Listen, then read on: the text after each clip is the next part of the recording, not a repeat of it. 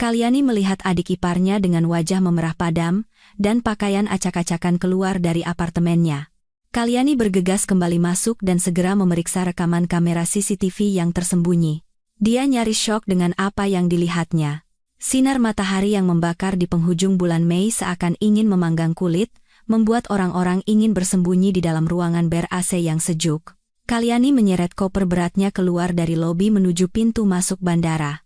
Keringat membasahi kemejanya di bagian punggung, meskipun ia baru saja melangkah keluar dari pintu kaca otomatis. Perjalanan dinas ke Medan selama 2 minggu akhirnya berakhir 3 hari lebih cepat dari jadwal. Dia harus bekerja keras siang dan malam, mempercepat proyek secepat mungkin, hanya demi sebuah kepulangan tak terduga ini. Hari ini adalah hari jadi pernikahannya yang ketiga dengan Bagas. 3 tahun mereka membangun segalanya dari nol hingga mencapai kondisi finansial yang cukup mapan seperti sekarang. Selain koper kerja yang biasa dibawanya, di tangan Kalyani ada satu lagi bungkusan nasi padang yang harum, makanan yang selalu dipuji Bagas sebagai yang paling lezat setiap kali mereka makan di luar. Kalyani membayangkan ekspresi terkejut Bagas saat melihat istrinya muncul di pintu. Dia pasti akan melompat-lompat seperti anak kecil, lalu memeluknya dan memutarnya beberapa kali. Memikirkan itu, semua kelelahan dari perjalanan panjang seakan sirna. Bibir Kalyani tanpa sadar, mengukir senyum bahagia. Apartemen terasa sunyi senyap di jam kerja. Kalyani berjalan berjinjit sepelan mungkin. Dia ingin memberikan kejutan yang paling sempurna untuk suaminya, jadi dia tidak memberitahunya sama sekali. Namun, saat dia mendekati unitnya, senyum di bibirnya membeku. Pintu kayu jati tebal yang biasanya dikunci ganda oleh Bagas saat pergi kini hanya tertutup rapat, menyisakan celah kecil yang gelap. Jantung Kalyani berdetak tak beraturan. Instingnya mengatakan ada sesuatu yang tidak beres. Mungkinkah ada maling masuk di siang bolong? Dia menahan napas, meletakkan bungkusan nasi padang dan kopernya di samping. Lalu berjinjit mendekat, berniat mendorong pintu. Tiba-tiba, pintu terbuka lebar. Sesosok tubuh melesat keluar, nyaris menabraknya. Kalyani terlonjak mundur beberapa langkah. Setelah menenangkan diri dan melihat lebih jelas, dia menyadari itu bukan maling, melainkan Rani, adik angkat Bagas kerabat jauh dari kampung yang selalu Bagas minta untuk ia sayangi seperti adiknya sendiri. Namun, yang membuat Kalyani membeku di tempat bukanlah kehadiran Rani di rumahnya, melainkan kondisinya yang memalukan dan penuh rahasia. Saat itu, Rani berdiri di hadapan Kalyani, wajahnya memerah seperti orang mabuk. Keringat membasahi pelipisnya, napasnya terengah-engah dan putus-putus, dan di tubuhnya, dia hanya mengenakan sebuah kemeja abu-abu kebesaran. Itu adalah kemeja Bagas. Kemeja yang Kalyani setrika dan gantung di lemari pada pagi hari sebelum berangkat dinas. Kemeja itu terlalu besar untuk tubuh kurus Rani. Kancingnya terpasang salah dengan terburu-buru, memperlihatkan kulit putih di leher dan sebagian pahanya. Sepertinya dia tidak mengenakan apapun di baliknya. Kalyani berdiri kaku, matanya terbelalak menatap Rani. Rasanya seperti ada yang menyiramkan seember air es dari kepala hingga ke ujung kakinya. Tenggorokan Kalyani tercekat. Setelah beberapa saat, barulah dia bisa mengeluarkan beberapa kata dengan suara bergetar, "Rani, kenapa kamu di sini? Dan ada apa dengan penampilanmu ini?" Rani tampak sama paniknya saat melihat Kalyani. Dia tersentak kaget, kedua tangannya buru-buru menarik ujung kemeja untuk menutupi pahanya yang terekspos. Matanya bergerak gelisah, tidak berani menatap Kalyani. Setelah tergagap sejenak, dia berkata, Mbak Kalyani, kenapa pulang cepat? Anu, tadi aku bawain rendang buat Mas Bagas. Terus, kuahnya tumpah kena bajuku, jadi aku pinjam ke meja Mas sebentar. Kuah rendang tumpah? Kalyani bergumam, mengulangi jawaban yang tidak masuk akal itu. Matanya yang tajam menelusuri adik iparnya dari ujung kepala hingga ujung kaki. Kalau kuah tumpah, kenapa rambutnya berantakan seperti habis bergelut? Kenapa wajahnya memerah dan napasnya secepat itu? Dan yang paling penting, di mana pakaiannya yang lain sampai harus memakai kemeja suaminya dengan cara yang begitu menggoda tanpa celana? Melihat Kalyani diam, Rani semakin panik. Dia melangkah mundur ke arah lift, suaranya bergetar seolah mau menangis. Bajuku di kamar mandi, Mbak. Aku harus pergi sekarang. Ada urusan mendadak. Selesai bicara, tanpa menunggu reaksi atau pertanyaan lebih lanjut dari Kalyani, Rani berbalik dan lari ke arah tangga darurat, meninggalkan lift yang pintunya sudah terbuka. Tubuhnya perlahan menghilang di balik pintu besi yang berat, meninggalkan Kalyani sendirian di lorong yang kosong dengan bungkusan nasi padang yang mulai dingin di tangannya. Angin dari jendela koridor berembus kencang. Tetapi Kalyani justru merasakan hawa dingin menjalari tulang punggungnya. Dia menarik napas dalam-dalam, mencoba menenangkan jantungnya yang berdebar gila di dalam dada, lalu melangkah masuk ke dalam apartemen. Saat tiba di ruang tamu, pemandangan di hadapannya membuat perut Kalyani mual. Sofa kain berwarna krem yang selalu ia rawat dengan baik kini berantakan. Bantal-bantal sofa terlempar berserakan di lantai.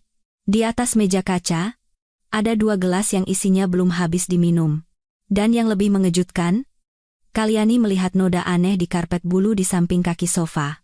Insting seorang wanita memberitahunya bahwa apa yang baru saja terjadi di sini jelas bukan hal biasa, bukan sekadar kunjungan untuk mengantar rendang seperti kata Rani. Keheningan yang menyelimuti apartemen membuat Kalyani merinding. Di mana Bagas? Dia menyapukan pandangannya ke sekeliling. Pintu kamar tidur sedikit terbuka, tetapi dia tidak buru-buru masuk. Sebuah ide muncul di benaknya, sebuah harapan samar untuk menemukan kebenaran telanjang tanpa harus berkonfrontasi secara verbal. Dia teringat pada sebuah kamera IP mungil yang diam-diam, ia pasang di sudut tersembunyi rak buku 3 bulan lalu. Waktu itu, dia memasangnya untuk mengawasi asisten rumah tangga yang lama karena curiga sering mencuri barang. Setelah ART itu berhenti, dia sibuk dengan pekerjaan hingga lupa melepasnya, dan Bagas sama sekali tidak tahu tentang keberadaannya. Tangan Kalyani gemetar saat mengeluarkan ponsel dari tasnya. Jari-jarinya yang biasanya lincah terasa kaku, salah menekan kata sandi 2 kali sebelum berhasil membuka layar. Dia menahan napas, membuka aplikasi kamera CCTV. Jantungnya berdebar begitu kencang, seolah mau melompat keluar dari dada saat layar mulai memuat data. Dia menggeser lini masa mundur sekitar 2 jam. Saat itu adalah awal sore, waktu di mana seharusnya Bagas berada di kantor untuk rapat, menurut jadwal yang ia berikan. Gambar di layar ponsel begitu jernih dan kejam, menghancurkan ilusi keluarga bahagia yang selama ini ia pegang teguh. Bagas, suaminya yang teladan dan tampan, sedang duduk di sofa itu, dan di dalam pelukannya adalah Rani. Mereka tidak menjaga jarak selayaknya kerabat atau adik kakak angkat, melainkan berpelukan erat seperti sepasang kekasih. Gestur mereka begitu intim dan mesra hingga Kalyani harus menutup mulutnya untuk menahan isak tangis yang nyaris meledak. Dia melihat Rani menyandarkan wajahnya dengan manja di dada Bagas. Tangan Rani membelai wajah suaminya dengan lihai, sementara Bagas menikmati semua itu dengan ekspresi puas yang belum pernah Kalyani lihat sebelumnya. Kalyani menaikkan volume suara. Tawa cekikikan dari ponsel terdengar di tengah ruangan yang kosong, bagai pisau tajam yang mengiris hatinya. Rani mendongak menatap Bagas, suaranya manja. "Mas, kapan sih Mas mau bicara terus terang sama perempuan itu? Aku capek harus sembunyi-sembunyi begini terus. Pura-pura jadi adik yang manis di depan istri tuamu itu, aku lelah sekali." Bagas tertawa kecil. Tangannya membelai rambut Rani, suaranya penuh kelicikan dan dingin. "Kenapa buru-buru? Sayang, ikan besarnya sudah dipiring, kalau sekarang dibuat ribut, rencana besar kita bisa gagal total. Mas tunggu sampai bisa menarik modal 20 miliar rupiah dari perusahaannya, dan proses balik nama apartemen ini selesai. Baru setelah itu kita pikirkan langkah selanjutnya." Kalyani membeku, seluruh tubuhnya mati rasa karena syok. Ternyata, semua kata-kata manis, cinta, dan perhatian yang Bagas berikan selama ini hanyalah topeng sempurna untuk sebuah rencana jahat. Dia tidak hanya mengkhianatinya secara fisik, menginjak-injak cinta dan kepercayaannya, tetapi juga bersekongkol dengan selingkuhannya, untuk merampas seluruh hartanya, uang yang ia kumpulkan dengan keringat dan kerja keras. Di dalam video, Rani cemberut dengan nada meremehkan. "Mbak itu bodoh sekali, ya? Dia pikir aku adiknya Mas, jadi dia baik sekali sama aku. Makanan enak dibagi, barang bagus dibelikan. Tapi Mas juga jahat sekali, dia kan cinta mati sama Mas."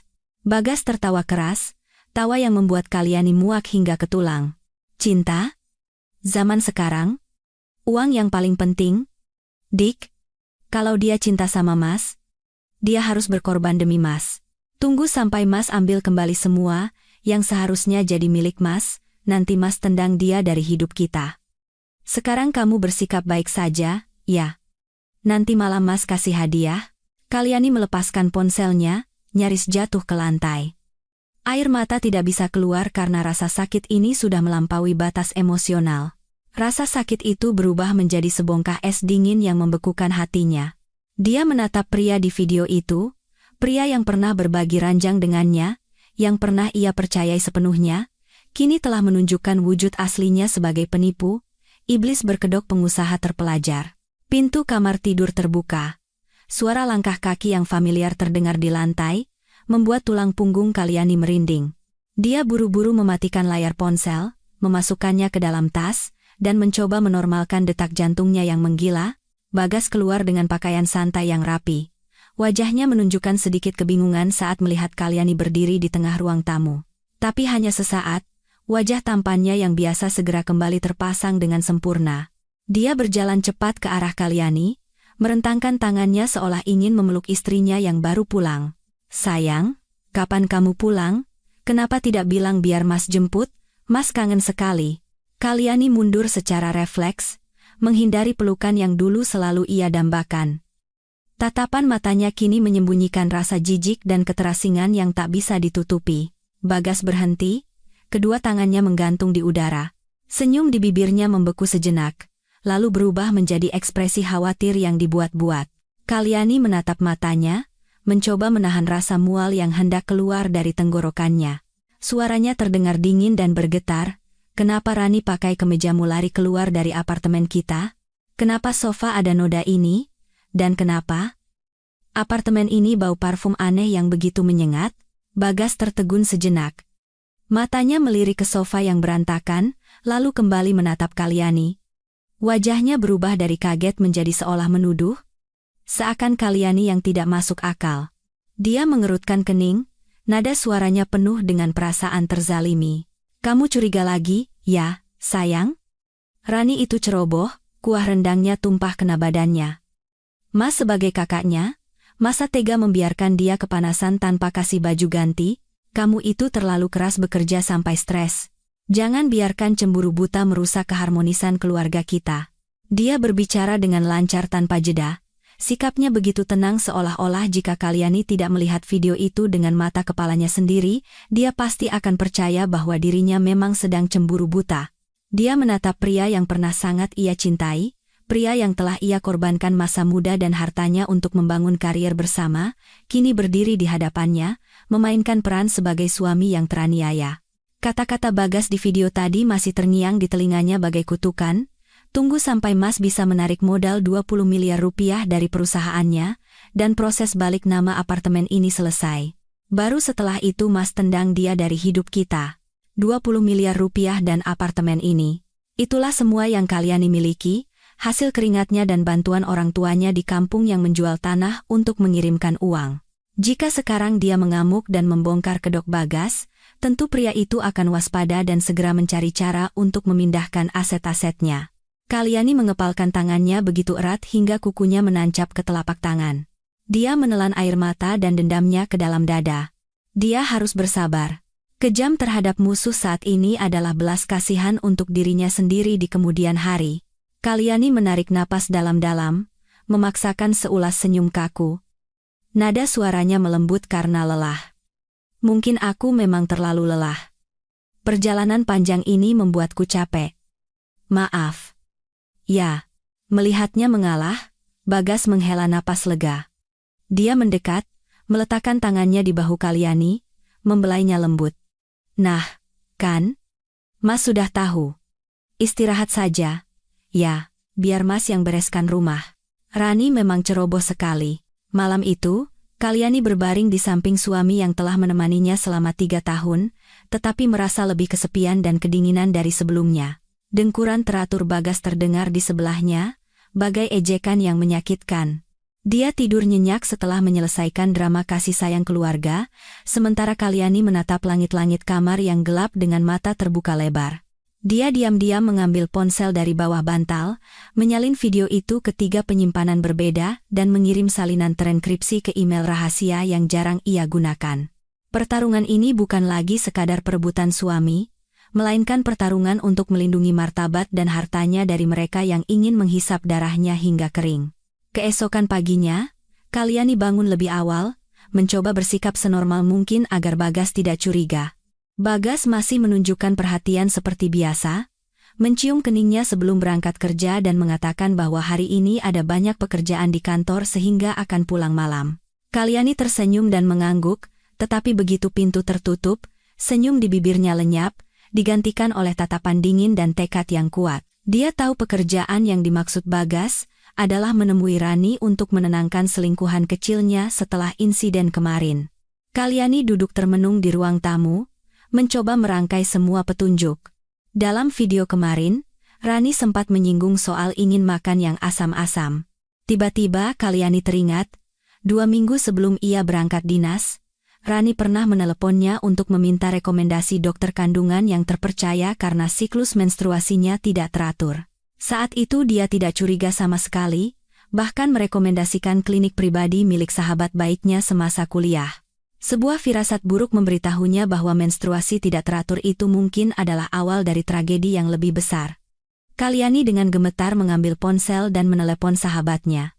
Setelah berbasa-basi sebentar, dia memberanikan diri bertanya, "Sei, Rani, adik iparku, jadi periksa di klinikmu tidak?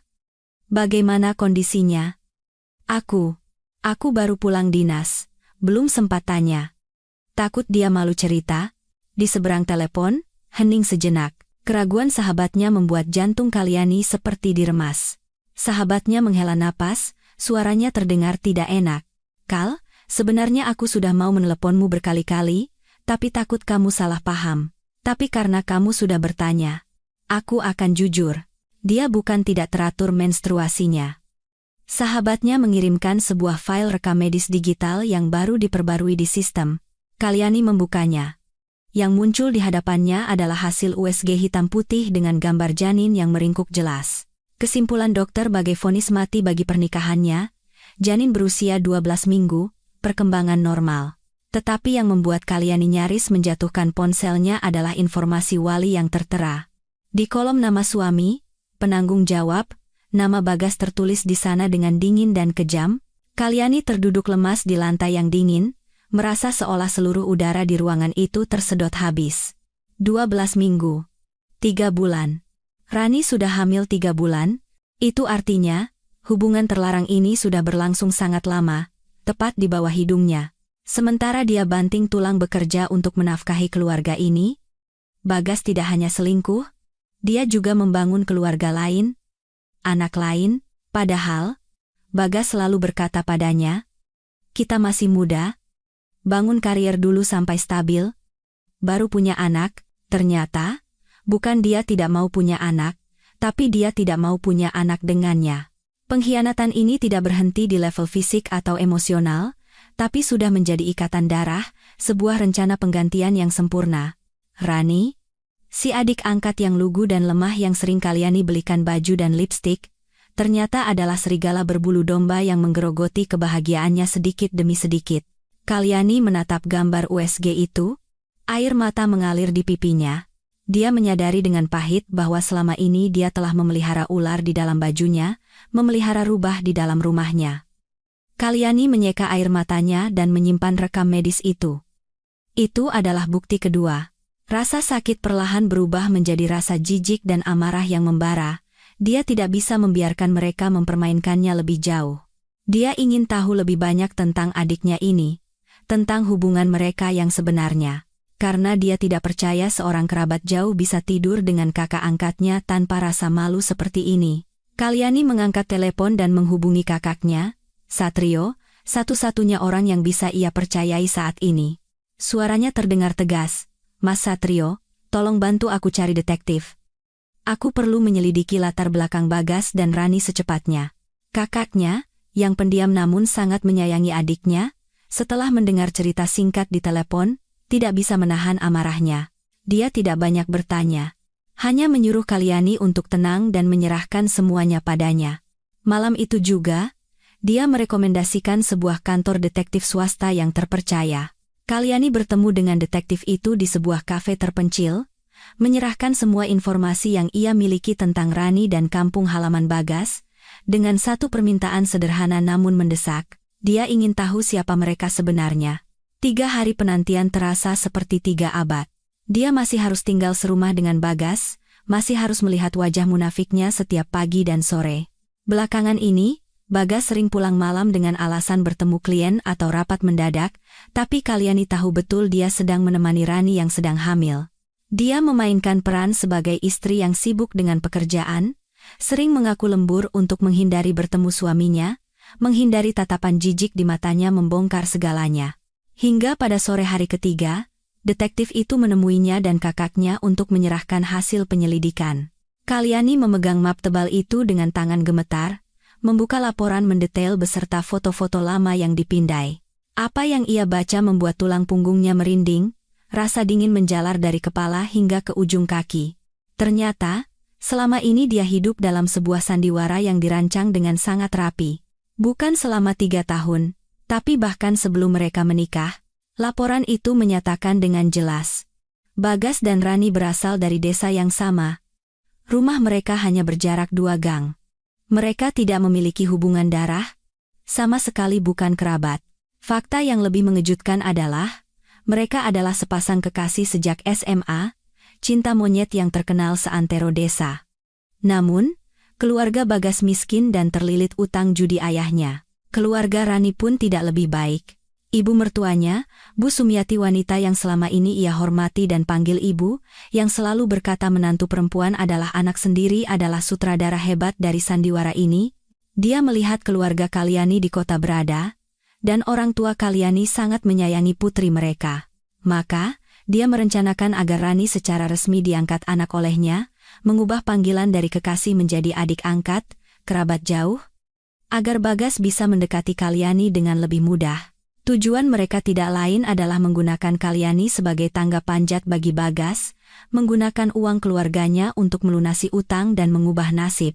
Kalyani menatap foto lama di mana Bagas dan Rani berpelukan mesra di sebuah acara desa 5 tahun lalu.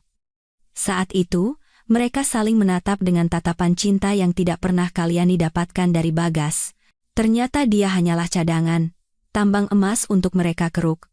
Bu Sumiati menyuruh Rani tinggal bersama mereka di kota, bukan agar dia bisa belajar dan mencari kerja, melainkan untuk menitipkan rahim, agar Rani bisa melahirkan cucu laki-laki pertama untuknya, dengan biaya hidup dan perawatan yang ditanggung oleh uang Kalyani sendiri. Kakaknya, Satrio, duduk di sebelahnya, wajahnya tegang menahan amarah. Dia memukul meja dengan kepalan tangannya. Brengsek, mereka anggap kamu apa? Sapi perah? Kalyani tertawa pahit, air mata mengalir di pipinya. Iya, Mas. Aku hanya si bodoh di mata mereka. Kebaikan dan kemurahan hatinya telah dimanfaatkan dengan kejam. Citra ibu mertua dari desa yang lugu, yang sering membawakan oleh-oleh, tiba-tiba berubah menjadi sosok penyihir licik yang serakah. Kalyani menutup map itu, menyeka air matanya hingga kering. Rasa sakitnya sudah mencapai puncak. Kini yang tersisa dalam dirinya hanyalah ketenangan yang menakutkan. Dia menoleh ke kakaknya, suaranya tenang namun penuh tekad sekeras baja. Mas, mereka mau main sandiwara. Aku akan main bersama mereka sampai babak terakhir. Tapi tiket masuk untuk menonton sandiwara ini, akan mereka bayar dengan seluruh hidup mereka. Setelah mengetahui kebenaran tentang latar belakang Rani, Kalyani tahu dia harus bergerak lebih cepat sebelum mereka memindahkan semua asetnya. Dia menemui pengacara pribadinya dan seorang teman yang menjabat sebagai kepala akuntan, meminta mereka memeriksa seluruh aliran dana perusahaan dan rekening bersama mereka. Perusahaan rintisan, startup, milik Bagas sebenarnya 70% modalnya berasal dari uang Kalyani dan orang tuanya. Namun karena percaya pada suaminya, dia membiarkan Bagas tercatat sebagai direktur dan mengelola semuanya. Dia hanya bertugas mendukung dari sisi pemasaran dan memegang saham. Hasil audit awal membuat Kalyani tercengang, meskipun sudah mempersiapkan diri. Bagas telah menggunakan strategi semut membawa gula, perlahan-lahan menarik uang perusahaan secara sistematis selama 6 bulan terakhir. Dia terus-menerus menandatangani kontrak konsultan dan jasa fiktif dengan perusahaan cangkang, atau mentransfer sejumlah kecil uang di bawah ambang batas pelaporan pemegang saham. Total dana yang hilang mencapai hampir 5 miliar rupiah, jumlah yang sangat besar untuk skala perusahaan mereka. Yang mengejutkan adalah tujuan aliran dana tersebut. Semuanya mengalir ke rekening atas nama Nanang. Kalyani meminta detektif untuk memverifikasi dengan cepat dan menemukan bahwa Nanang adalah sepupu kandung Rani, seorang pengangguran pemabuk di kampung. Jelas sekali, Bagas menggunakan Nanang sebagai kedok untuk mencuci uang, mengubah aset bersama mereka menjadi milik pribadi keluarganya. Tetapi kejutan terbesar ada pada transaksi lain. 2 bulan lalu, Bagas menarik sejumlah besar uang dari dana cadangan perusahaan dana yang Kalyani rencanakan untuk ekspansi pasar untuk membeli sebuah apartemen kecil di pinggir kota. Akta jual beli tidak atas nama Bagas, juga bukan atas nama perusahaan. Pemilik apartemen itu adalah Rani. Dia menggunakan uang hasil jerih payah Kalyani untuk membangun sarang cinta bagi selingkuhannya. Kalyani menatap laporan rekening koran, angka-angka yang menari di hadapannya seolah mengejek kebodohannya. Dia teringat 2 bulan lalu Bagas pulang mengeluh bahwa perusahaan sedang kesulitan keuangan dan perlu menghemat pengeluaran, bahkan menyuruhnya mengurangi belanja. Dia percaya padanya, mengencangkan ikat pinggang, bahkan membatalkan perjalanan liburan ke luar negeri bersama teman-temannya untuk menabung demi Bagas. Ternyata, kesulitan Bagas adalah karena dia sibuk mengumpulkan uang untuk membeli rumah bagi orang lain. Saat Kalyani sedang sibuk dengan tumpukan dokumen, teleponnya berdering. Layar menunjukkan nama Ibu Sumiati, nama yang dulu selalu membuatnya merasa hangat, kini membuatnya merinding. Dia menarik napas dalam-dalam dan menekan tombol jawab. Suara Bu Sumiati terdengar dari seberang. Masih dengan aksen medok yang lugu, tapi kini terdengar begitu munafik. Halo, Nduk Kalyani? Kah? Beberapa hari ini ibu dengar Bagas sibuk sekali kerjanya. Kamu rawat suamimu baik-baik ya? Jangan sampai dia kecapekan. Oh iya. Si Rani lagi kurang sehat, tolong kamu tengok ya. Kalau ada uang, pinjami buat beli obat. Kasihan, anak perempuan sendirian di kota. Kalyani mencengkeram teleponnya, kukunya menancap di casing hingga sakit.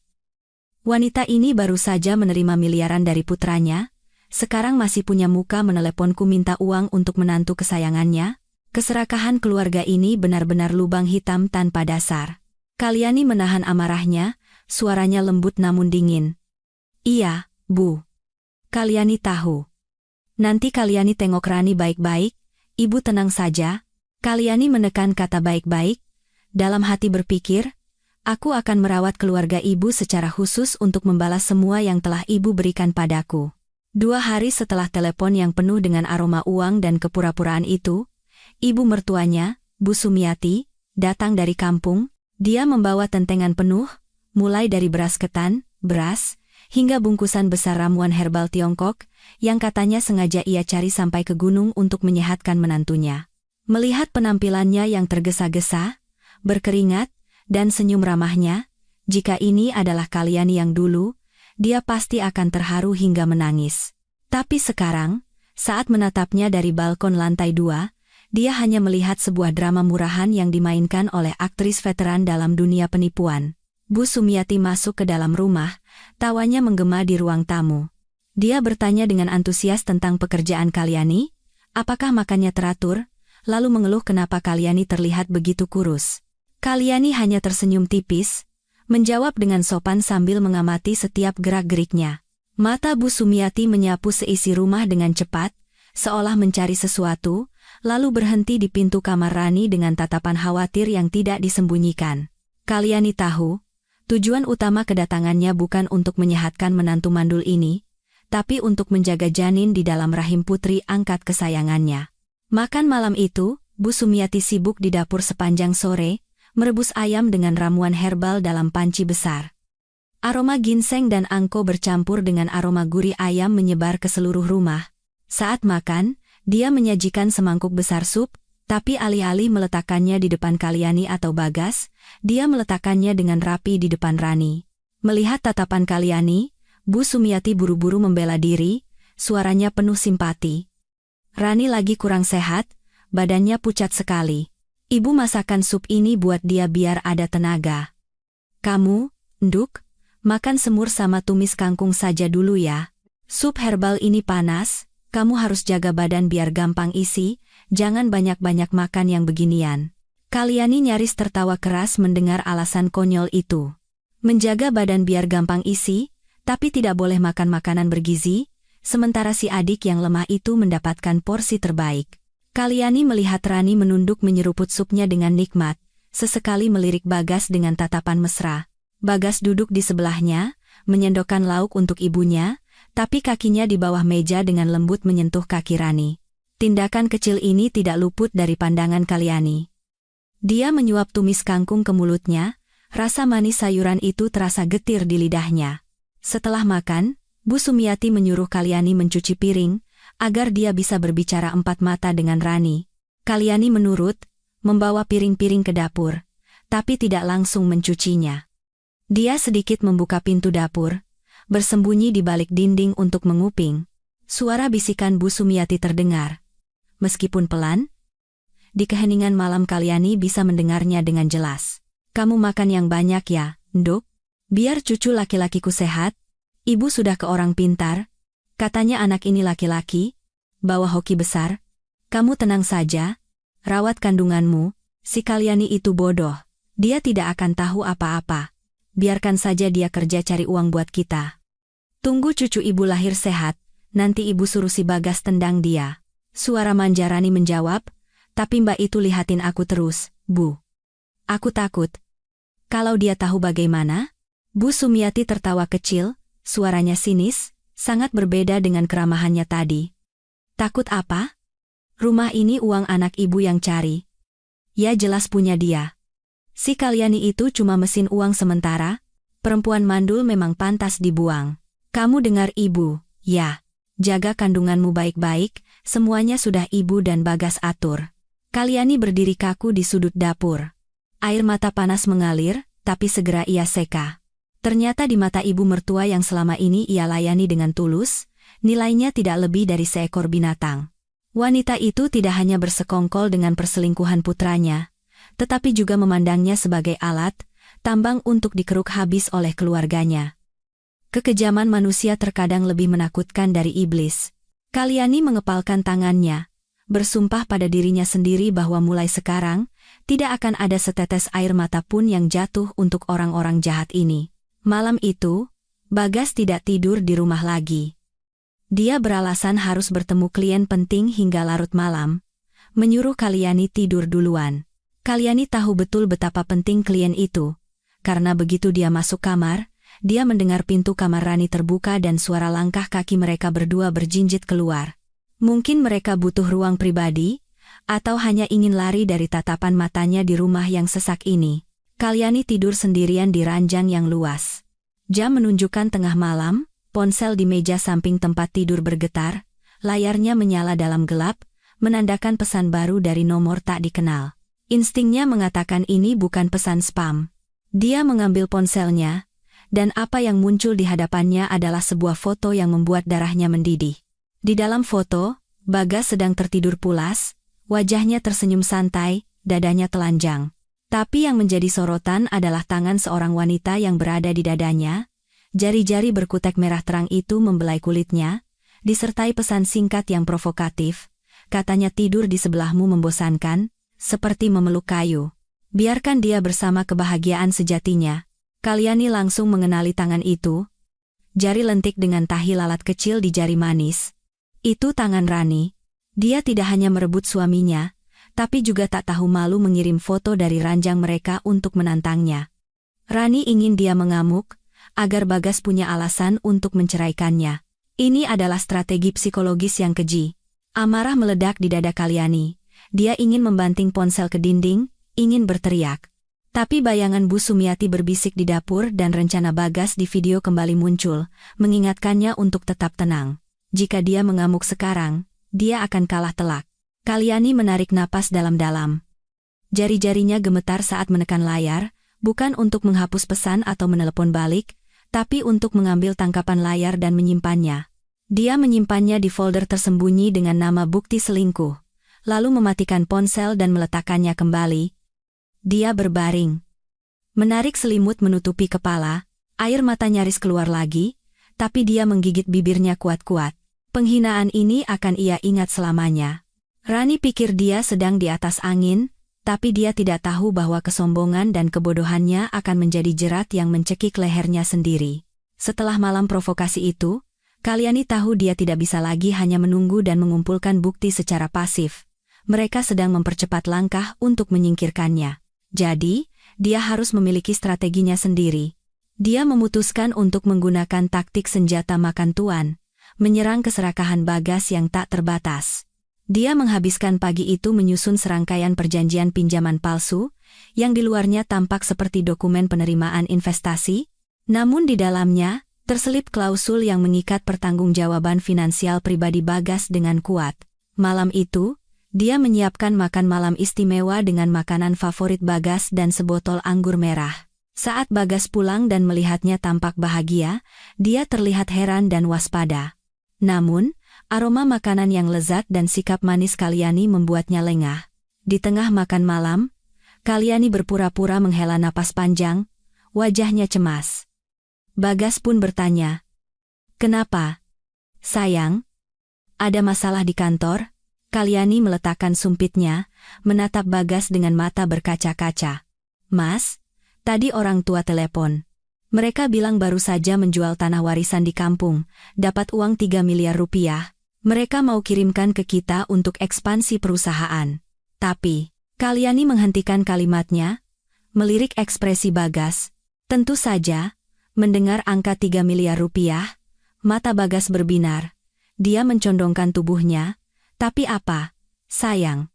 Itu kan bagus sekali. Tapi ayah dan ibu bilang bisnis sekarang susah.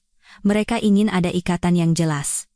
Aku juga berencana menarik semua tabungan pribadiku, dan menjual emas kawin kita untuk digabungkan, biar Mas bisa pakai untuk modal. Aku hanya takut kita tidak sanggup, nanti kalau rugi kasihan orang tua," kata Kalyani dengan nada polos dan penuh pengorbanan. Mendengar Kalyani akan mempertaruhkan seluruh harta pribadinya, Bagas sangat gembira. Dia buru-buru memegang tangan Kalyani. "Oh, istriku yang baik? Kenapa khawatir sejauh itu? Dengan modal dari orang tuamu dan darimu, Mas jamin perusahaan kita akan terbang. Kamu tenang saja.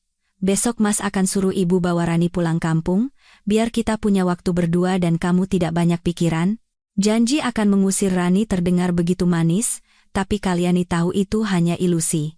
Kalyani mengangguk, berpura-pura terharu.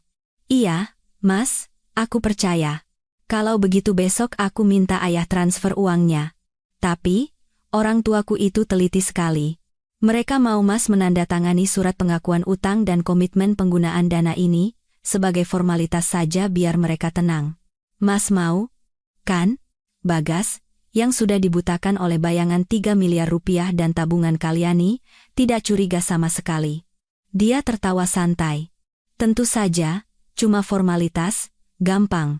Apapun yang orang tuamu minta, Mas turuti, asal modalnya ada." Kalyani mengeluarkan map dokumen yang telah ia siapkan, yang berisi surat pengakuan utang pribadi kepada orang tuanya dan surat pernyataan pertanggungjawaban finansial tanpa batas atas utang perusahaan.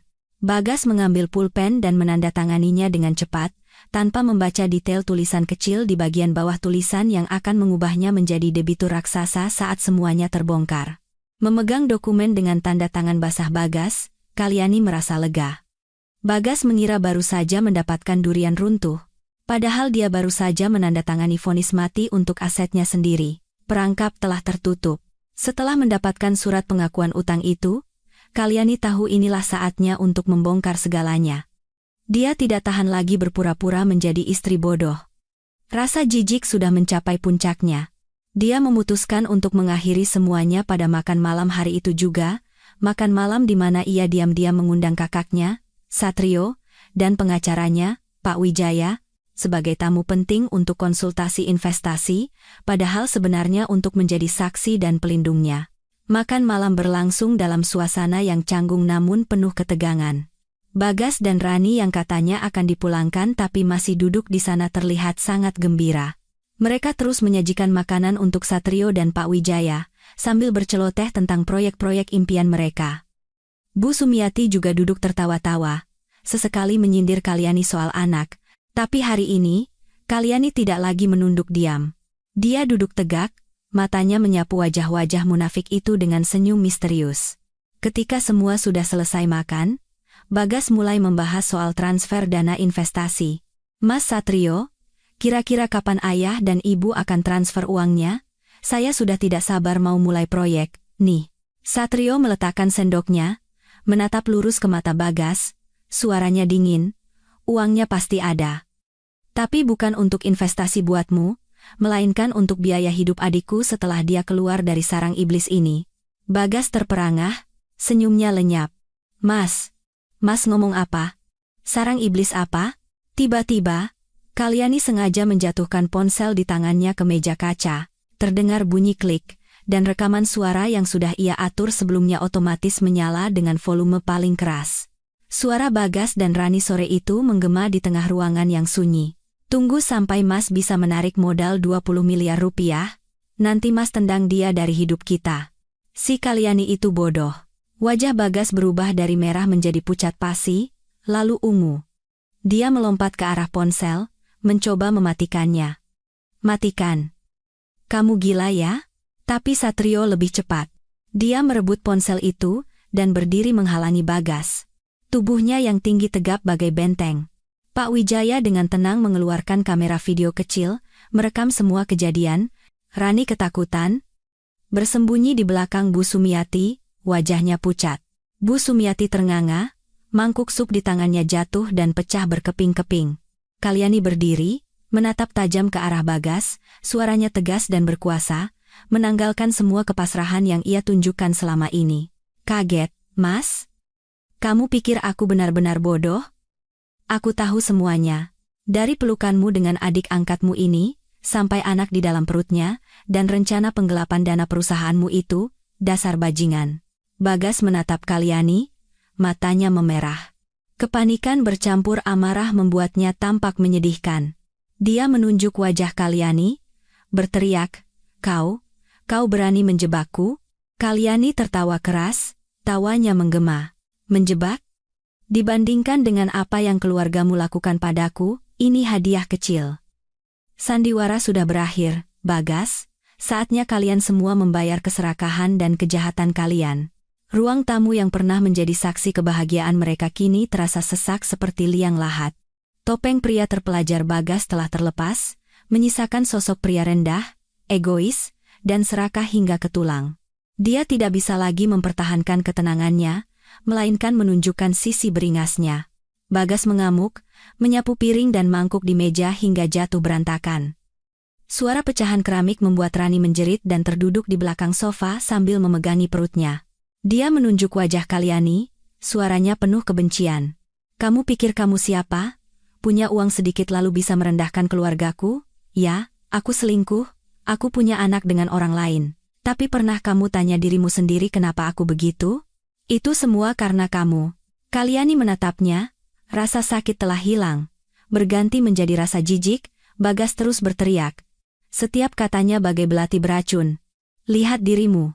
Siang malam kerja, pulang dengan muka masam, badanmu kering kerontang. 4 tahun menikah, kamu tidak bisa memberiku satu anak pun. Kamu mau membuat keluargaku punah tanpa keturunan?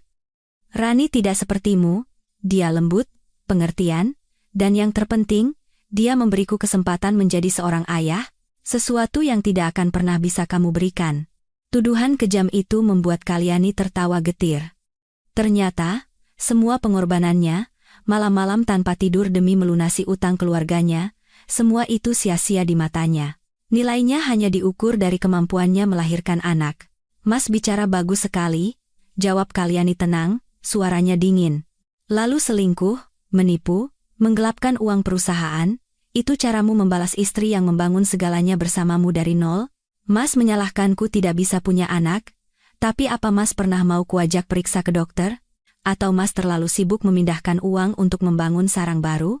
Bagas terdiam sejenak, lalu tertawa sinis, senyumnya tampak mengerikan. Dia mendekati Kalyani, mengabaikan hadangan Satrio. Jangan bawa-bawa uang. Rumah ini, Perusahaan ini, meskipun modalmu lebih besar, tapi kerja keras dan koneksi bisnis itu dariku.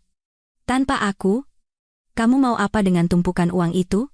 Kalau mau cerai, aset harus dibagi dua. Rumah ini juga ada hakku. Jangan harap bisa mengusirku dengan tangan kosong. Bu Sumiati, yang sudah sadar, melihat putranya di atas angin. Dia berdiri sambil berkacak pinggang, mendukung putranya. Betul. Anakku sudah kerja keras bertahun-tahun, rumah ini haknya juga. Kamu sebagai istri tidak bisa menjaga suami, itu salahmu. Sekarang mau merampas hasil jerih payahnya? Dasar perempuan tidak tahu diri, mandul, jangan harap bisa menghancurkan kebahagiaan orang lain. Kalyani menatap ibu dan anak itu, orang-orang yang pernah ia anggap keluarga, kini menunjukkan wujud aslinya sebagai perampok tak tahu malu. Tapi mereka salah. Kalyani hari ini bukan lagi menantu yang lemah. Satrio, yang sedari tadi diam agar pengacara bisa merekam semua tingkah laku mereka, kini melangkah maju. Tangannya menekan bahu Kalyani, suaranya berat dan berwibawa. Cukup. Kalian mau bagi harta? Silakan. Kita bertemu di pengadilan. Sekarang, saya minta kalian keluar dari rumah adik saya. Kalau tidak, saya panggil polisi atas tuduhan membuat keributan dan masuk tanpa izin. Kata-kata Satrio bagai air dingin yang menyiram mereka.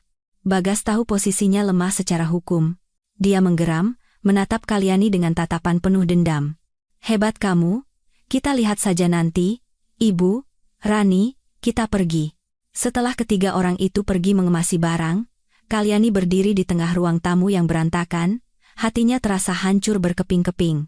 Tapi anehnya, tidak ada rasa sakit seperti hari pertama ia tahu kebenarannya. Yang ada hanyalah kehampaan dan kelegaan, seolah tumor ganas yang menggerogoti tubuhnya akhirnya diangkat. Satrio menepuk bahunya. Kamu hebat, Kal. Sekarang, kemasi barang-barangmu yang paling penting. Kita pulang ke rumah ayah dan ibu.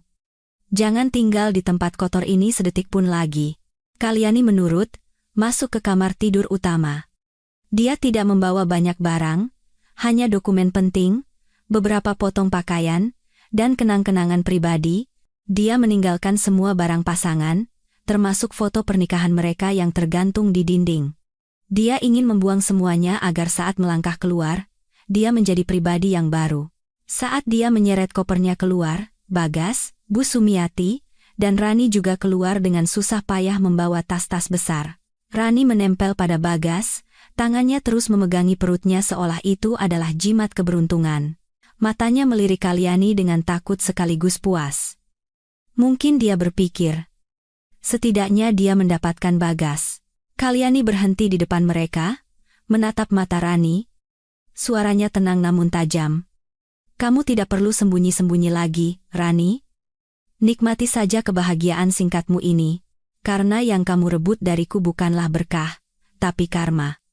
Semoga kamu bisa menjaga pria ini baik-baik, karena orang yang mengkhianati istrinya sendiri, suatu hari juga akan mengkhianati selingkuhannya. Wajah Rani memucat.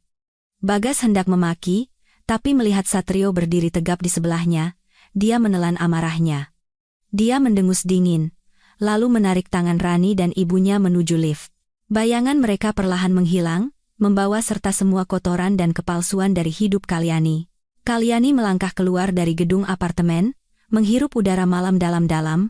Jalanan mulai sepi. Kalyani menatap langit malam yang gelap tanpa bintang, tapi di hatinya, secercah harapan mulai tumbuh. Kakaknya mengantarnya pulang ke rumah orang tua. Di dalam mobil, dia menyadari sudah terlalu lama mengabaikan keluarga sejatinya demi mengejar ilusi. Pertarungan hukum di depan mata akan panjang dan sulit, tapi dia tidak takut lagi, karena dia tidak sendirian. Setibanya di rumah orang tuanya, Kalyani merasa seperti burung tersesat yang kembali ke sarang. Ibunya, Bu Arini, tidak banyak bertanya atau menyalahkan. Dia hanya membuatkan bubur ayam hangat dan menyiapkan tempat tidur untuknya.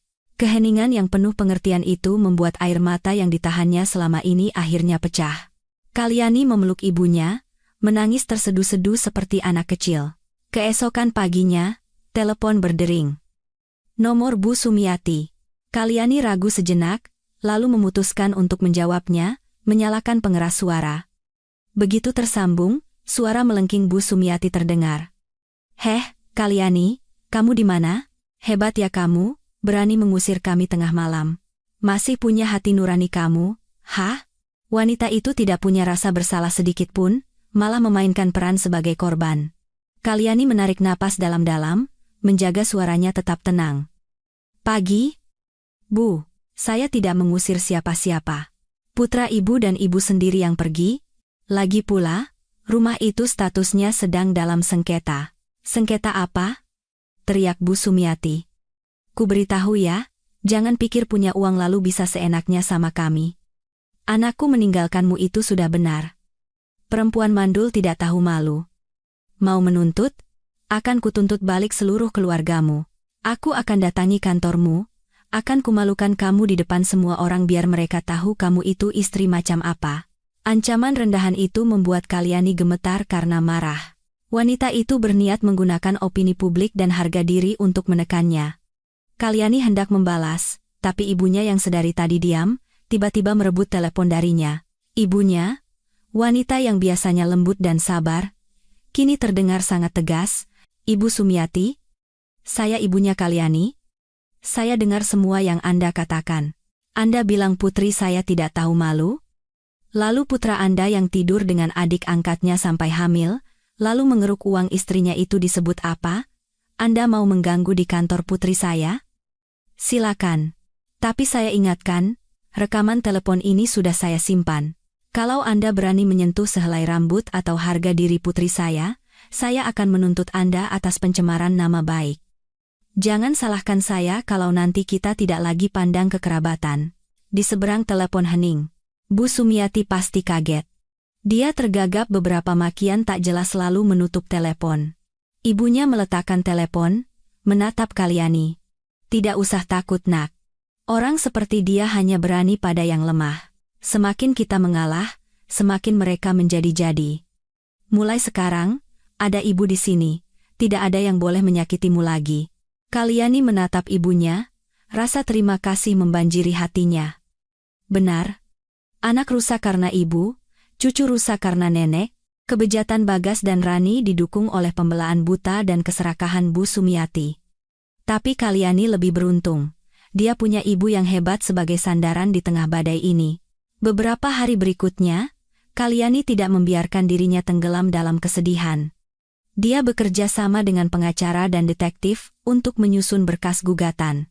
Pertarungan ini tidak hanya butuh alasan, tapi juga angka-angka yang berbicara dan bukti yang tak terbantahkan. Pengacaranya, Pak Wijaya, sangat berpengalaman. Mereka menelusuri aliran dana yang digelapkan Bagas, laporan rekening koran dibeberkan, setiap transaksi diperiksa. Mereka menemukan transfer rutin dari rekening Bagas ke rekening Nanang, sepupu Rani, dengan keterangan samar. Segera setelah uang masuk, uang itu akan ditarik tunai atau ditransfer ke rekening atas nama Bu Sumiati. Ini adalah pola pencucian uang yang jelas. Tapi bukti paling kuat adalah dokumen jual beli apartemen atas nama Rani. Detektif menemukan agen properti yang mengurus transaksi itu. Setelah melihat foto Bagas dan Rani, agen itu langsung mengonfirmasi. "Iya, Pak. Mereka berdua datang lihat unit. Si pria bilang ini calon istrinya, sayang sekali sama dia, beli rumah untuk menyambut anak pertama mereka. Bayarnya tunai, ditransfer dari beberapa rekening katanya untuk kejutan. Kesaksian ini lebih berharga dari emas. Ini tidak hanya membuktikan hubungan mereka, tapi juga membuktikan sumber dana pembelian rumah berasal dari Bagas." Pak Wijaya tersenyum puas. "Dengan bukti ini, ditambah surat pengakuan utang 3 miliar yang cerdasnya kamu buat dia tanda tangani, kita pasti menang. Dia tidak hanya akan keluar dengan tangan kosong, tapi juga menanggung utang besar."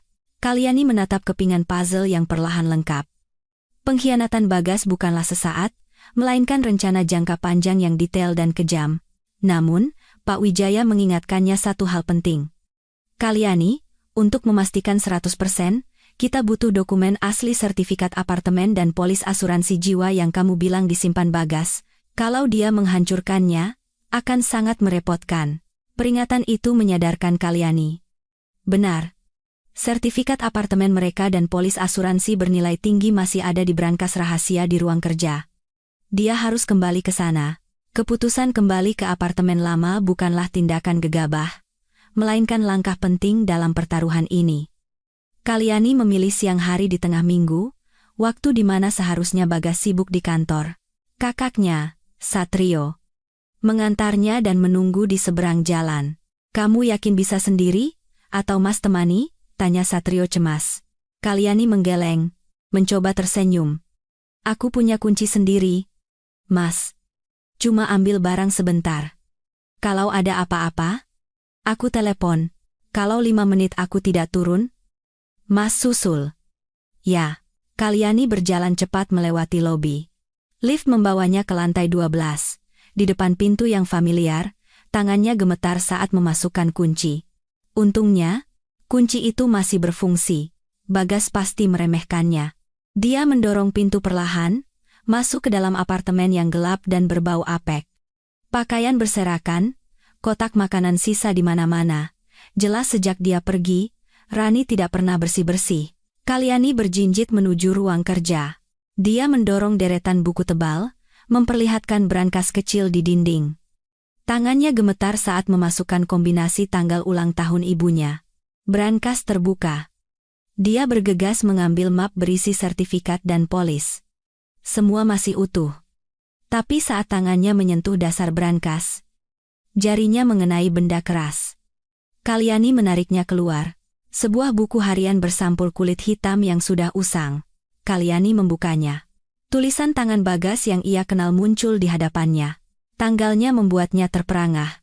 1 bulan sebelum Bagas mulai mendekatinya. Hari ini, bulan, tahun. Ibu bilang si Kalyani dari kota. Keluarganya baru jual tanah dapat uang banyak. Kalau aku bisa pacari dia, uangnya bisa dipakai buat bayar utang judi bapak. Anaknya kelihatannya lugu, gampang dibodohi. Setiap baris bagai pisau tumpul yang menggores hatinya. Ternyata pertemuan takdir mereka, semuanya adalah sandiwara. Dia terus membalik halaman. Hari ini, bulan, tahun, dia terima lamaranku, nangis terharu. Perempuan memang suka kata-kata manis. Ibu suruh cepat nikah, biar uangnya bisa ditarik buat modal. Si Rani di kampung nangis terus, harus dibujuk kalau aku nikah sama si Kalyani cuma karena uang. Tunggu bulu bebek gendut ini habis kucabuti, nanti aku jemput dia. Air mata Kalyani menetes di atas kertas. Ternyata, di mata pria yang ia puja, dia hanyalah bebek gendut yang harus dicabuti bulunya. Dia membalik ke halaman terakhir, perusahaan mulai untung, tapi si Kalyani ini pelit sekali, susah ditarik uangnya. Ibu suruh cari akal, bilang saja dia mandul biar tertekan. Rani juga sudah tidak sabar mau ke kota, harus mulai pelan-pelan pindahkan aset ke Nanang, lalu beli rumah buat Rani. Hidup sama istri tua ini bikin muak. Kalyani menutup buku harian itu, memasukkannya ke dalam tas. Jantungnya berdebar kencang. Ini bukan lagi sekadar bukti selingkuh. Ini adalah bukti kejahatan penipuan dan penggelapan terencana. Dengan buku ini, dia tidak hanya bisa membuat Bagas keluar dengan tangan kosong, tapi juga bisa mengirimnya ke penjara. Dia berdiri, berniat segera pergi. Tiba-tiba, terdengar suara kunci dari pintu depan. Pintu terbuka. Kalyani membeku. Seharusnya Bagas ada di kantor. Terdengar suara sepatu hak tinggi dan nyanyian pelan seorang wanita. Itu Rani. Kalyani panik mencari tempat sembunyi, tapi ruang kerja itu terlalu kecil. Sebelum dia sempat bereaksi, pintu ruang kerja didorong terbuka. Rani muncul di hadapannya, masih mengunyah buah di mulutnya. Mata mereka bertemu. Udara seakan berhenti. Rani terbelalak, lalu matanya jatuh ke tas Kalyani yang terbuka, memperlihatkan sudut map merah dan buku harian hitam yang familiar. Hening sejenak. Rani yang pertama bereaksi. Dia melempar kantong buahnya. Menerjang Kalyani seperti kucing liar. "Maling. Berani kamu kembali mencuri barang Mas Bagas? Kembalikan buku itu." Dia menarik tali tas Kalyani, terjadi perebutan sengit. Meskipun Kalyani lebih kurus, dendam memberinya kekuatan. "Lepaskan. Ini hartaku. Bukti kejahatan kalian. Kamu sudah tahu isinya kan? Kamu tidak akan kubiarkan membawanya pergi. Kamu mau menghancurkan Mas Bagas? Akan kubunuh kamu," teriak Rani. Wajahnya memerah karena marah. Kukunya yang panjang mencakar tangan Kalyani. Kalyani mencoba mendorongnya, berusaha tidak mencederai bayi di perutnya. Tapi Rani tidak peduli. Dia menggunakan perutnya sebagai tameng, mendorong Kalyani hingga menabrak dinding. "Tolong! Maling! Ada yang mau merampok!" teriaknya, mencoba menarik perhatian tetangga. Saat Kalyani terdesak, sesosok bayangan tinggi besar menerobos masuk. Itu Satrio. Dia mendengar jeritan dan langsung berlari naik. Satrio menarik pergelangan tangan Rani, mendorongnya hingga jatuh ke sofa. "Apa yang kamu lakukan? Berani sekali kamu menyakiti adikku." Rani langsung menangis histeris. "Aduh, dia menyakiti orang hamil. Mas Bagas, tolong, istri lamamu mau membunuh anak kita." Saat itu juga, Bagas berlari masuk, terengah-engah. Melihat pemandangan kacau itu, tanpa bertanya dia langsung melayangkan tinju ke arah Satrio. "Brengsek! Berani kau sakiti istri dan anakku." Tapi Satrio, yang fisiknya jauh lebih kuat, dengan mudah menepisnya, dia menunjuk wajah Bagas. "Buka matamu, lihat siapa yang menyakiti siapa. Adikku datang mengambil barangnya. Selingkuhanmu ini yang menyerangnya duluan." Bagas melihat luka cakar di tangan Kalyani, lalu matanya tertuju pada buku harian hitam yang menyembul dari tas. Wajahnya pucat pasi, dia tahu buku harian itu, bukti paling fatal yang ia sembunyikan. Keberingasannya lenyap, digantikan ketakutan luar biasa. Dia tergagap. "Kalyani, apa yang kamu pegang itu? Kembalikan. Itu barang pribadi." Kalyani menatapnya dengan tatapan paling menghina. "Pribadi? Sangat pribadi sampai Mas mencatat detail rencana menipu istrimu sendiri selama 4 tahun? Sudah selesai, Bagas. Buku harian ini akan jadi tiket sekali jalan untukmu ke penjara. Ayo, Mas Satrio, kita pergi." Kalyani berbalik, mengabaikan jeritan Rani dan permohonan Bagas di belakangnya.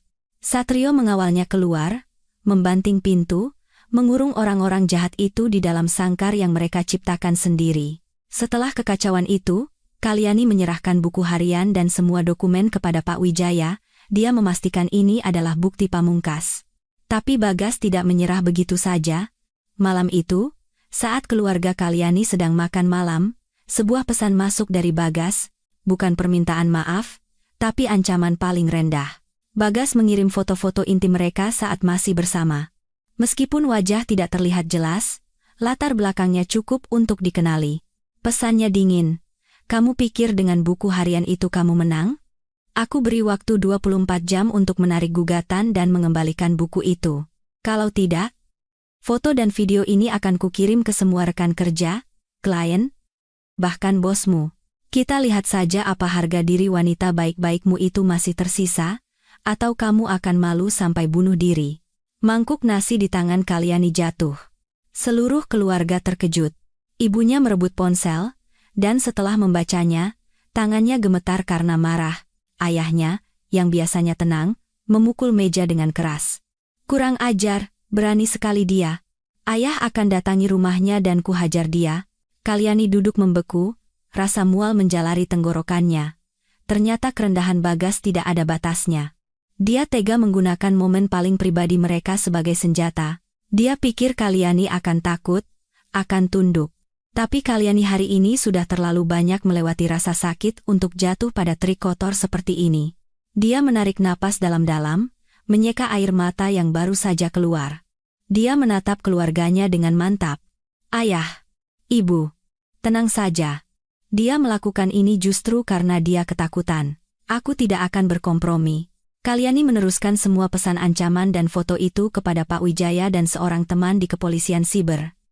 Dia membalas pesan Bagas, singkat namun menusuk, "Silakan kirim. Tapi ingat, menyebarkan konten pornografi dan melakukan pemerasan akan menambah hukuman penjara Mas bertahun-tahun. Pesan ini sudah kuteruskan ke polisi. Semoga berhasil." Setelah mengirim pesan itu, dia mematikan ponselnya. Hatinya tenang secara aneh. Dia sudah mencapai titik kekecewaan tertinggi pada pria itu. Sekarang, tidak ada lagi yang bisa menyakitinya. Pesan ancaman dari Bagas adalah paku terakhir di peti mati hubungan mereka. Keesokan paginya, Kalyani bersama kakaknya tiba di kantor Pak Wijaya, membawa semua bukti yang ia peroleh dengan air mata dan rasa sakit. Gugatan cerai telah disusun dengan cermat. Kalyani memegang pulpen, menatap kata gugatan cerai yang tercetak tebal. Tangannya sedikit gemetar, bukan karena takut, tapi karena dia tahu, setelah ini, hidupnya akan memulai babak baru. Gugatan itu tidak hanya menuntut perceraian, tapi juga menuntut Bagas atas dua tuduhan utama, penggelapan dana atas dasar kepercayaan, dan pelanggaran undang-undang perkawinan yang menyebabkan kerugian serius. Bersamaan dengan itu, dia juga meminta pengadilan untuk membekukan sementara semua aset Bagas dan Rani. Kalyani menandatangani namanya. Tulisan tangannya tegas dan kuat. Saat itu, ia teringat hari ia menandatangani akta nikah. Dulu ia gemetar karena bahagia, kini ia gemetar untuk membebaskan dirinya. Setelah mendaftarkan gugatan di pengadilan, Kalyani melangkah keluar.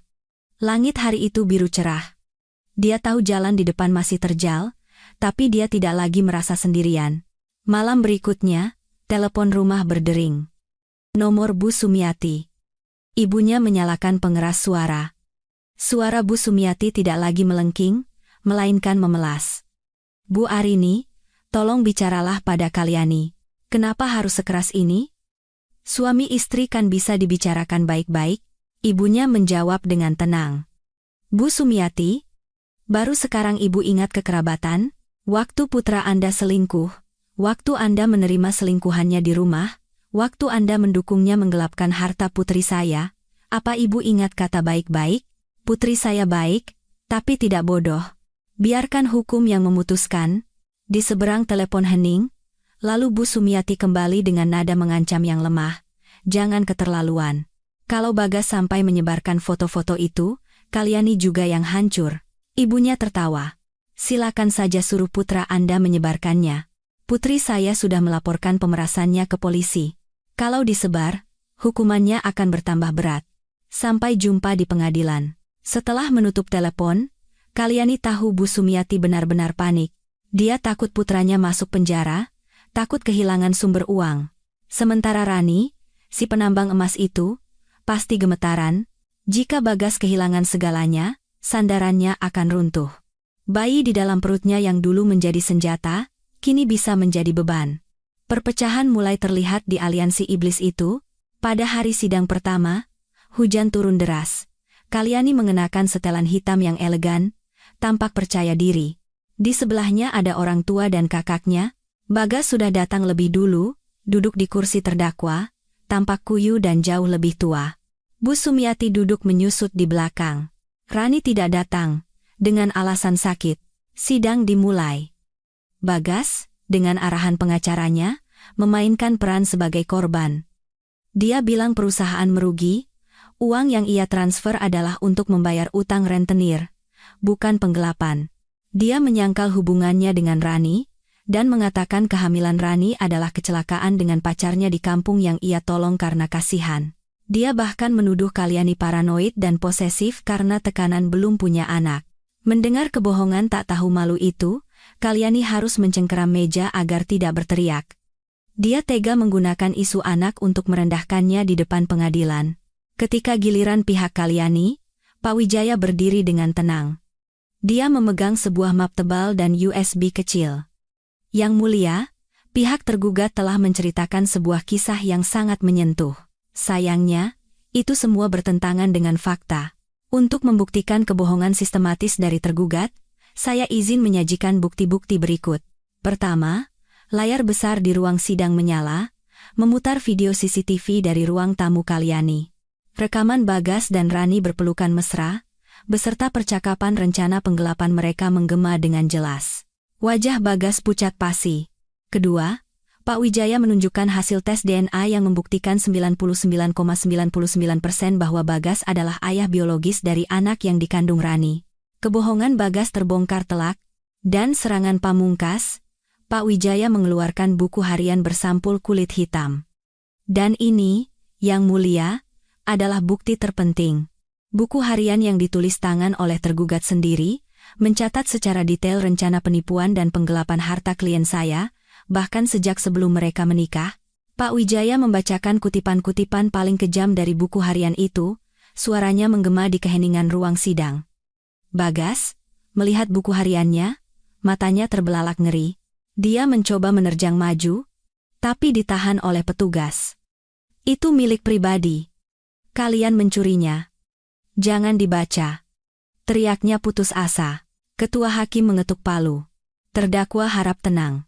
Hasil pemeriksaan grafologi telah memastikan tulisan tangan ini milik Anda. Ini adalah bukti sah yang menunjukkan niat jahat dan perencanaan dari awal. Apakah terdakwa masih punya pembelaan? Bagas ambruk di kursinya. Bu Sumiati pingsan dan harus dibawa keluar. Suasana semakin tegang. Tiba-tiba, Bu Sumiati yang sudah siuman, menerobos masuk dan berteriak-teriak histeris di ruang sidang. Dia menunjuk-nunjuk Kalyani. Tidak adil. Ini semua salah perempuan mandul itu. Dia tidak bisa memberi cucu, makanya anak saya cari perempuan lain. Apa salahnya? Dia tidak tahu berterima kasih, malah memenjarakan suaminya sendiri. Perempuan jahat. Seluruh isi ruang sidang tercengang melihat tingkah laku wanita tua itu. Dia sama sekali tidak sadar putranya telah berbuat kriminal, malah terus menyalahkan Kalyani soal anak. Tindakannya itu justru semakin memberatkan posisi Bagas. Setelah jeda singkat, majelis hakim kembali. Ketua hakim berdiri, membacakan putusan. Berdasarkan bukti-bukti yang ada, pengadilan memutuskan. 1. Mengabulkan gugatan cerai dari penggugat, Saudari Kalyani. 2. Mengenai harta bersama, tergugat, Saudara Bagas, terbukti bersalah penuh dalam merusak perkawinan dan melakukan penggelapan aset.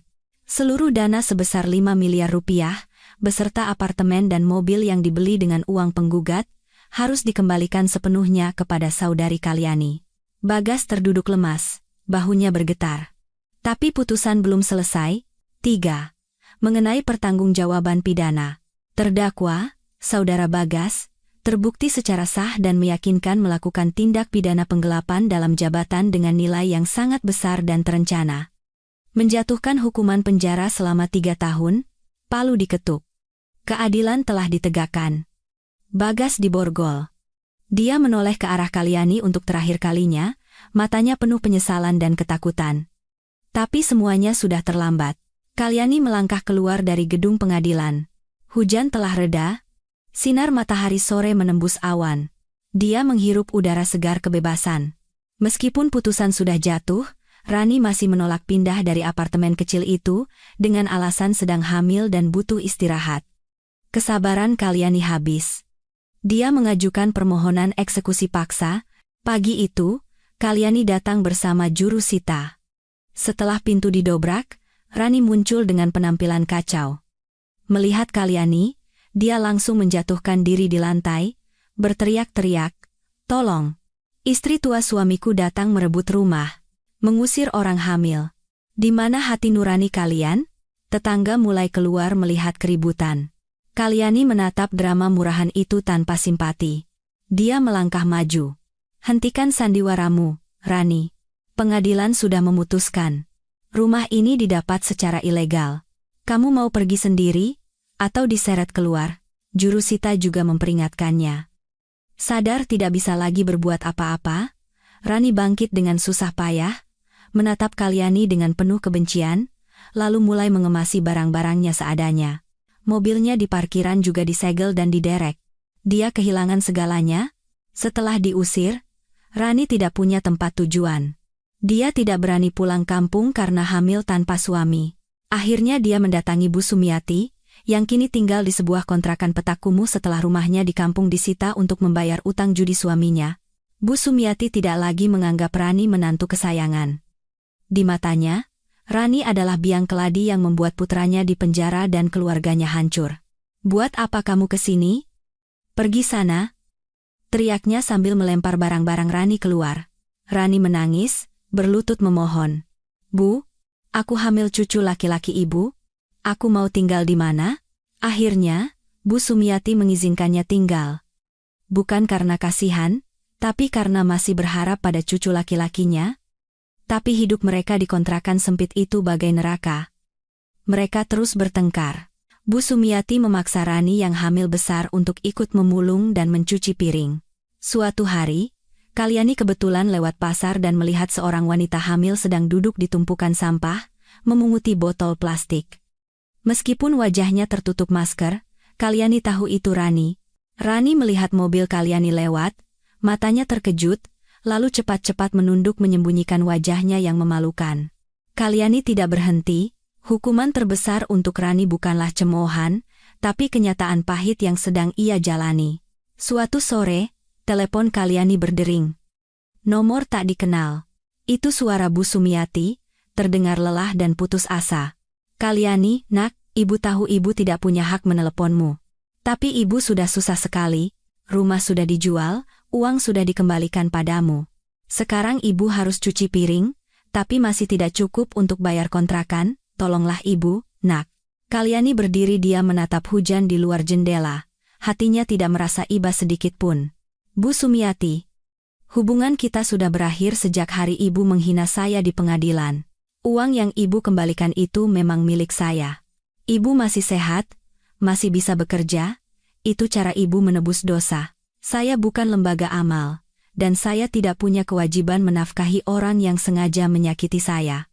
Di seberang telepon hening, lalu terdengar isakan. Ibu tahu. Ibu salah. Telepon pun ditutup. 3 bulan setelah putusan, Kalyani menerima surat dari penjara. Tulisan tangan Bagas yang gemetar. Di dalamnya, Bagas menuliskan penyesalan yang mendalam. Dia sadar betapa berharganya Kalyani setelah kehilangan segalanya. Sejak dia masuk penjara, Rani tidak pernah sekalipun menjenguknya. Hanya ibunya yang tua renta sesekali datang membawa makanan seadanya. Dia meminta maaf dan berharap Kalyani hidup bahagia. Kalyani melipat surat itu dan menyimpannya. Dia tidak akan membalasnya. Keheningan adalah jawaban terbaik. Dia tidak lagi membencinya, hanya menganggapnya orang asing yang pernah singgah dalam hidupnya, meninggalkan pelajaran yang mahal. Setelah mendapatkan kembali semua uang dan asetnya, Kalyani memutuskan untuk merombak total apartemennya. Dia mengecat ulang dengan warna cerah, mengganti semua perabotan, menghapus setiap jejak Bagas. Barang-barang lama ia sumbangkan. Rumah itu kini terasa terang dan penuh kehidupan, mencerminkan kepribadiannya sebagai wanita mandiri. Karirnya di perusahaan juga melesat. Tanpa beban masalah rumah tangga, dia bisa fokus sepenuhnya. Atasan melihat potensi dan kerja kerasnya, dan mempromosikannya menjadi direktur pemasaran.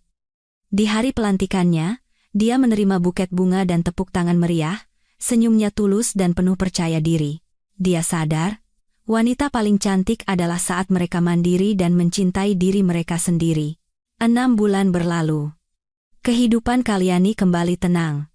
Suatu sore di akhir pekan, dia duduk di kafe langganannya. Dia kini aktif di sebuah yayasan amal, membantu anak-anak kurang mampu. Di sana, dia bertemu Ardi, seorang insinyur sipil yang berjiwa seniman. Ardi tahu masa lalunya, tapi tidak pernah menghakimi. Dia hanya hadir di sisinya dengan tenang, berbagi cerita lucu, dan perlahan menyembuhkan hatinya yang pernah terluka. Hari itu, Ardi menemuinya di kafe, membawa sebuah pot sukulen kecil. "Untukmu," katanya sambil tersenyum. "Tanaman ini sangat kuat. Meskipun di tanah kering atau berbatu, dia tetap bisa tumbuh dengan baik. Sama sepertimu, Kalyani." Kalyani menatap tanaman itu, lalu menatap mata Ardi. Dia merasakan kehangatan yang tulus, yang sudah lama tidak ia rasakan. Dia tersenyum. Badai telah berlalu, dan di ujung cakrawala, matahari baru telah terbit untuknya.